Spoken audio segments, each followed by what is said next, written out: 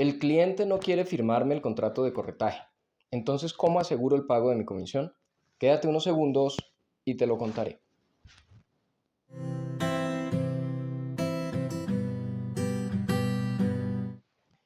Bueno, he decidido hacer este video porque ha sido una consulta muy recurrente, la de los agentes inmobiliarios diciéndome eso precisamente. El cliente no me quiere firmar el contrato de corretaje, tengo un negocio ya prácticamente armado, tengo comprador, tengo vendedor, pero no sé la forma de asegurar el pago de mi comisión. Entonces, en este video quiero poner en evidencia, digamos, algunas situaciones que se van presentando para aclarar tal vez por qué no nos quieren firmar el contrato de corretaje, qué podemos hacer, qué alternativas tenemos como para lograr esa firma del contrato y si finalmente no se logra, bueno, qué alternativas tenemos para asegurar el pago de nuestra comisión. Entonces, vamos a empezar con el ciclo normal del agente inmobiliario. ¿Qué hace el agente inmobiliario? Consigue la propiedad, es una propiedad muy buena, le deja una comisión buenísima y él ya tiene visto quién es el comprador. Entonces se emociona y llama a su amigo que trabaja o trabajó en alguna inmobiliaria muy grande y le dice, le cuenta la historia y le dice, por favor, préstame el formato de contrato que manejan allá. Entonces él hace una copia, se la envía por correo electrónico y le dice, cambia los datos, solo cambia los datos y ya. Entonces, cuando llega este formato, el agente inmobiliario empieza a mirar el contrato. Entonces, encabezado, contrato de corretaje. Ahí hago una observación con total respeto. Muchos agentes inmobiliarios no saben que el contrato que protege su comisión se llama contrato de corretaje. Y queda sorprendido, contrato de corretaje. Bueno, sigue adelante.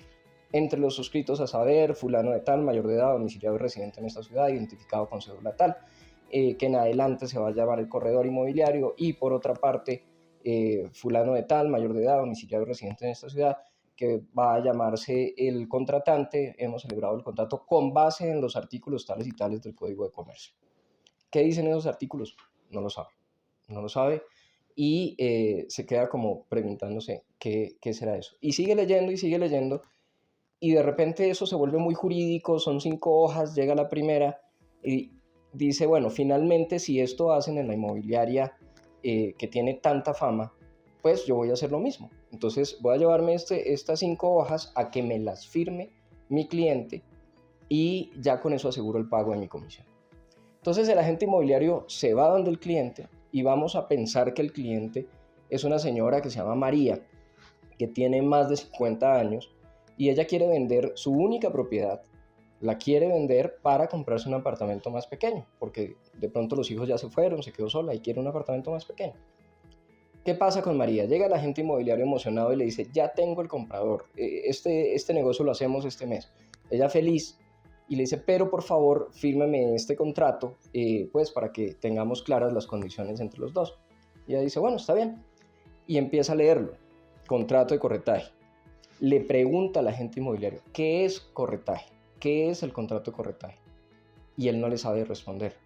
Le dice, no se preocupe, no se preocupe, ese es el formato que manejamos normalmente.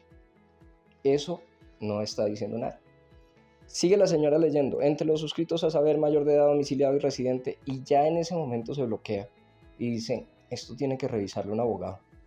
Y llega más adelante y encuentra, con base en los artículos tales del Código de Comercio, hey, artículos, yo no sé qué dice el Código de Comercio. Cuénteme qué dice el Código de Comercio aquí en este artículo. El agente inmobiliario no sabe. Dice, no, tranquila, no se preocupe, eso es lo que siempre firmamos en todas las negociaciones. Y la señora sigue leyendo. Entonces, cláusula primera, objeto, cláusula segunda, cuáles son las obligaciones de las partes, cláusula tercera. Y en la cláusula tercera se encuentra cláusula penal. ¿Penal? Eso penal le suena a cárcel.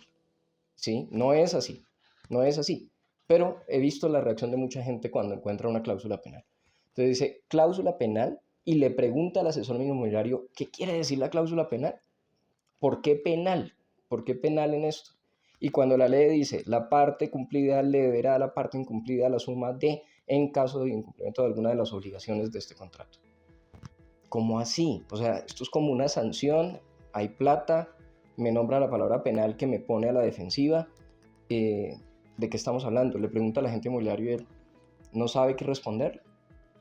Entonces, cuando la persona llega al final del contrato, definitivamente dice no, esto tiene que verlo un abogado, ¿sí? Y empieza a desconfiar del agente inmobiliario. Este señor, porque supone la persona que la gente sabe perfectamente qué dice el contrato que le está llevando, entonces si lo sabe y no me lo dice, ¿es por qué? Porque está ocultando algo.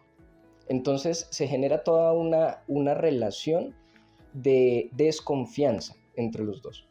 Y ella le dice, yo no lo firmo y más bien tráigame el cliente y cuando traiga el cliente miramos a ver cómo resolvemos. Y se va el agente inmobiliario preocupadísimo diciendo, esta señora no me quiere pagar la comisión. Porque ¿cómo así que cuando le traigo un contrato no lo quiere firmar? ¿No? Pero no se pone a pensar que ella se está jugando el patrimonio de toda su vida y que le están llevando un contrato para que lo firme que no entiende y que la persona que se lo está llevando tampoco se lo explica. Entonces, en el marco de esto, obviamente la mayoría de los contratos de corretaje se dan verbales, porque la mayoría de la gente no quiere firmar. Entonces, ¿qué debemos hacer? Ya entendido el problema, la respuesta parece obvia. Es crear un contrato con palabras sencillas, no las 5 hojas, sino de pronto media hoja, de pronto máximo una hoja carta, ¿sí? En la cual se utilicen palabras que todos puedan entender. Entonces, ¿qué se puede poner? Propietario, la señora María Pérez, tal, identificada con cédula tal, ¿sí? ¿Para qué decimos que es mayor de edad si sabemos que tiene cédula? ¿Sí? Pero entonces, la señora María y la cédula. ¿Quién es el corredor inmobiliario? Pablo César Díaz, corredor inmobiliario. Perfecto. ¿A qué se están obligando? Entonces, Pablo César Díaz se está obligando a presentarle a una persona para a un posible comprador de su inmueble.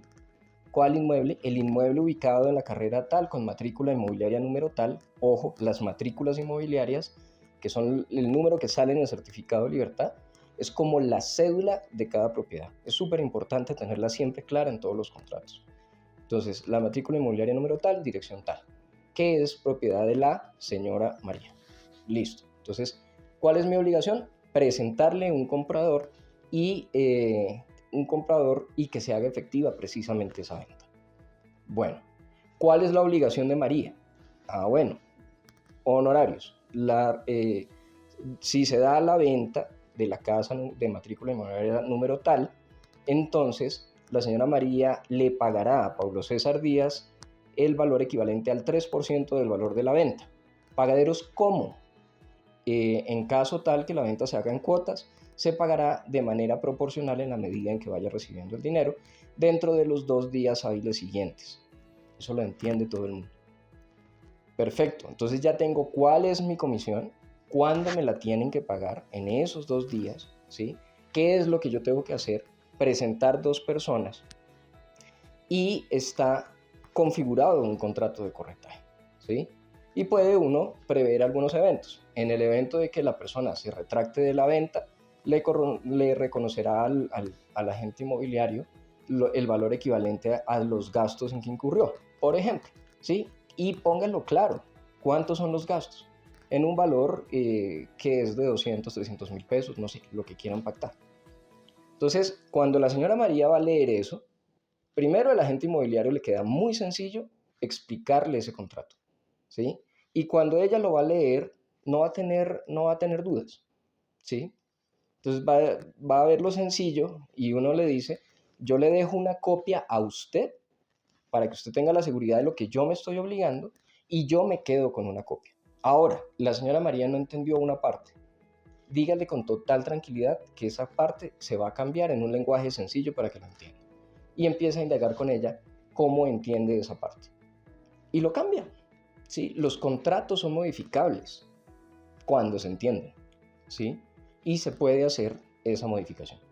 Ahora bien, ahí yo creo que la mayoría de los contratos se van a poder firmar. Pero si no se pueden firmar, ¿a qué recurro entonces?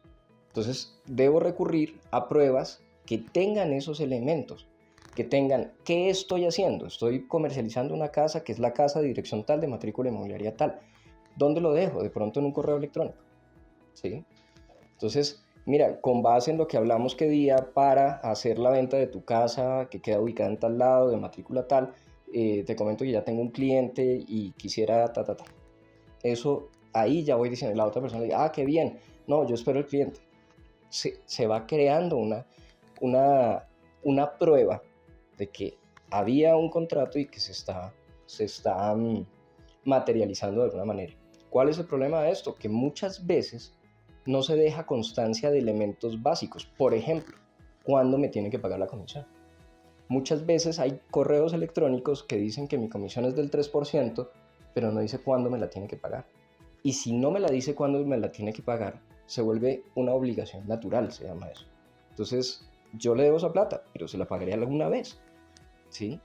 Y eso genera problemas en un juzgado. En cambio, cuando queda claro que lo va a pagar entre los 2 días siguientes, eso es otro cuento.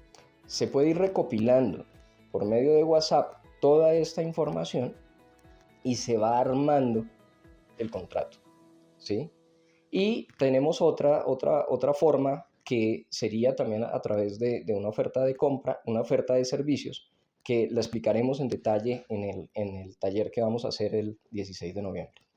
Entonces, hay elementos para hacerlo, ¿sí? Esta es la forma de poder asegurar el pago de la comisión. Entonces, por un lado tenemos un contrato que entendamos todos, especialmente el agente inmobiliario, que lo pueda entender, que lo pueda modificar según las situaciones, ¿sí? Por otro lado, los mensajes de WhatsApp, que afortunadamente la tecnología nos sirve para eso, o correos electrónicos, o en fin.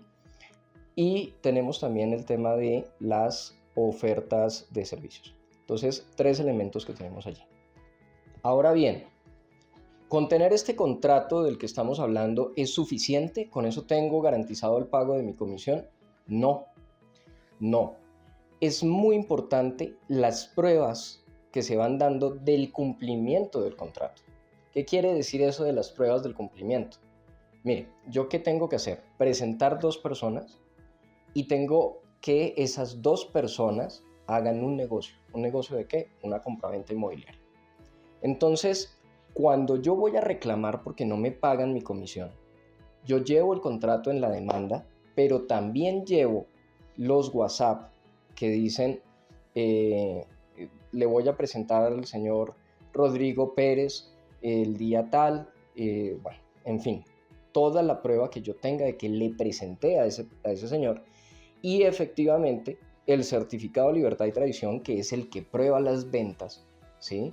En donde aparezca registrado que efectivamente se lo vendía a ese señor, ¿sí? Entonces, para garantizar el pago de mi comisión, que es la pregunta recurrente, es tener un buen contrato, pero defina un buen contrato. Un buen contrato, desde mi punto de vista, es el contrato que todos entendamos y que refleje exactamente lo que nosotros hemos acordado, ¿sí? Entonces, eso en principio, y también las pruebas de la ejecución de ese contrato, las pruebas de que yo cumplí ese contrato plenamente y que la otra parte no lo ha cumplido, ¿sí? En esencia, esa es la forma de asegurar el pago de la comisión inmobiliaria. Ahora bien, aquí hemos contado el caso básico, el caso sencillo, sin problemas, de cómo asegurarlo, pero hay muchas variantes que queremos tocar en el taller. Por ejemplo, ¿qué sucede cuando contrato con una empresa?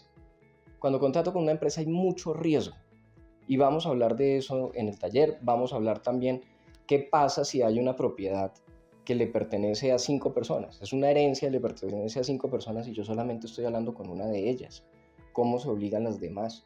¿Sí se pueden obligar o no se pueden obligar? ¿Sí? ¿Quién me va a pagar la comisión? Vamos a ver, por ejemplo, qué sucede cuando la propiedad está a nombre de un menor de edad. Sucede muchísimo. Personas que compran una propiedad y dicen, esta propiedad era para mis hijos, dejémoslo a nombre de ellos. Y ese acto, que es bastante sencillo, termina dificultando una venta enormemente. Entonces vamos a ver ese tipo de situaciones y otras situaciones adicionales en donde estos elementos que estamos dando como preparación al taller nos van a servir más adelante. Entonces, bueno, no se pierdan el próximo video. En el próximo video vamos a hablar de otra situación grave, otra dificultad que se le presenta a los asesores inmobiliarios, y es ese temor que existe, ese temor tan grande de que se intercambien datos el comprador y el vendedor, que ellos se hablen o se reúnan por fuera sin invitar al asesor inmobiliario. Entonces vamos a hablar sobre ese tema, qué implicaciones tiene y qué implicaciones no tiene, porque también hay mucho mito en torno a eso. Bueno, si les gustó este video, por favor denle like, y si saben de alguien que pueda necesitarlo, por favor compartírselo.